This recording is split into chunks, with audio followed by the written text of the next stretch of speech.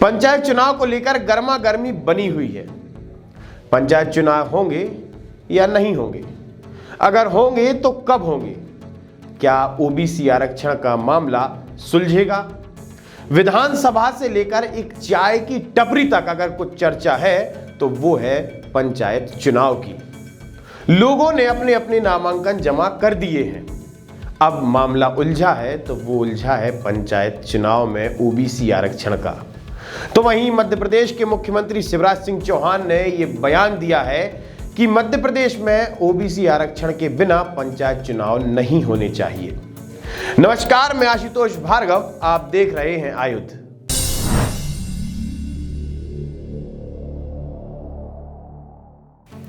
हमारी आयुध की इस खास पेशकश खबरिया में आज हम आपको बताएंगे कि आखिर किसानों पर क्यों भारी पड़ रही है ठंड। क्या ओमिक्रॉन के डर से फीका पड़ेगा नए साल का जश्न?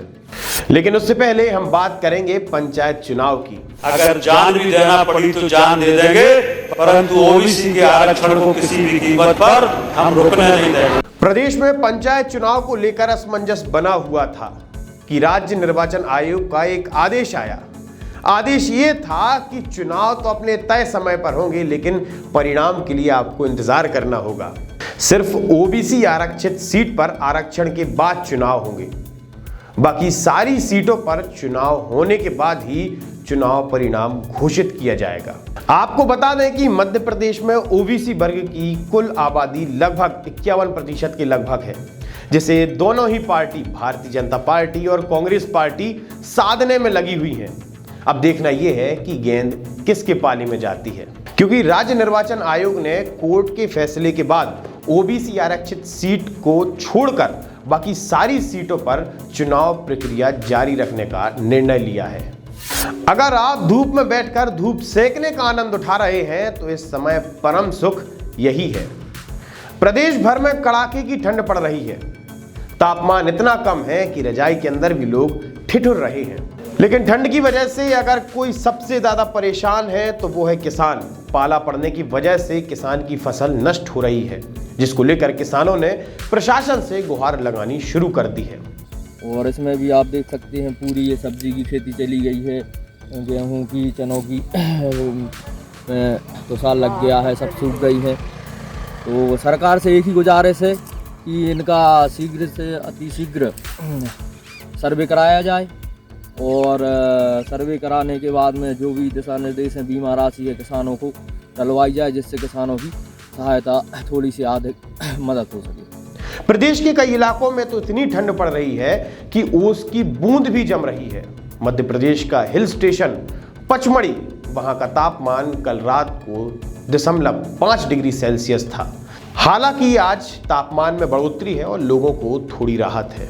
नया साल आने वाला है और ईसाइयों का पर्व क्रिसमस भी नजदीक है, जिसके बाद लोग जश्न की तैयारियों में जुट गए हैं।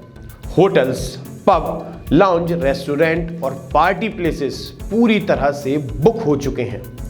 लेकिन कोरोना भी अपनी रफ्तार से बढ़ रहा है। अब लोग इसी असमंजस में हैं कि छूट मिलेगी या फिर पाबंदियां लगेंगी।